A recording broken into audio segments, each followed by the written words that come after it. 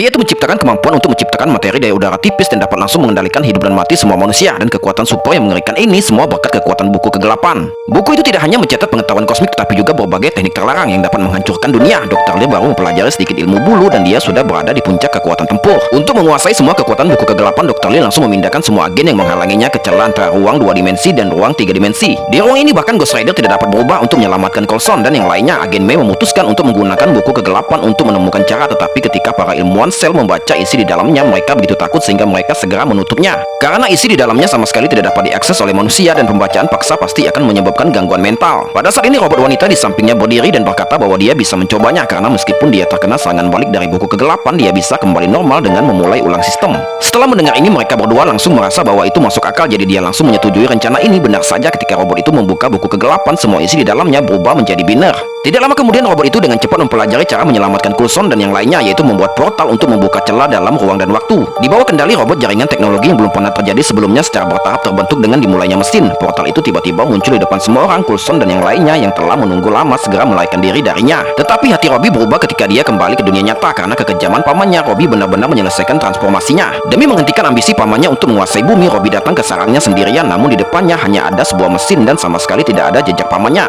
Didorong rasa penasaran, Robbie pun masuk tanpa pertahanan apapun, namun ia tidak menyangka saat ia melangkah masuk ke dalam mesin tersebut, sebuah kekuatan tak kasat mata membuatnya tidak bisa bergerak seketika. Ternyata ini adalah jebakan yang sengaja disiapkan pamannya untuknya karena Ghost Rider di dalam tubuh Robbie adalah satu-satunya ancaman baginya. Maka dari itu ia ingin menyingkirkan semua rintangan. Namun Robbie tidak tinggal diam dan menunggu kematian. Ia pun segera memanggil Ghost Rider di dalam tubuhnya. Tanpa diduga, Dr. Lee menghentikannya dengan kekuatan super yang baru saja dipelajarinya saat ia baru setengah jalan bertransformasi. Saat ini pamannya sudah terlanjur gila dan ia bersikap kejam meskipun pihak lain adalah keponakannya sendiri. Sekarang setelah dia dapat menciptakan senyawa seperti air daya udara tipis melalui buku kegelapan, dia sangat yakin bahwa dalam waktu dekat dia bahkan dapat menciptakan kehidupan dan menjadi makhluk yang seperti pencipta. Setelah mengatakan itu, pamannya menusuk tubuhnya dengan pisau tajam lagi dan Robbie hampir mati.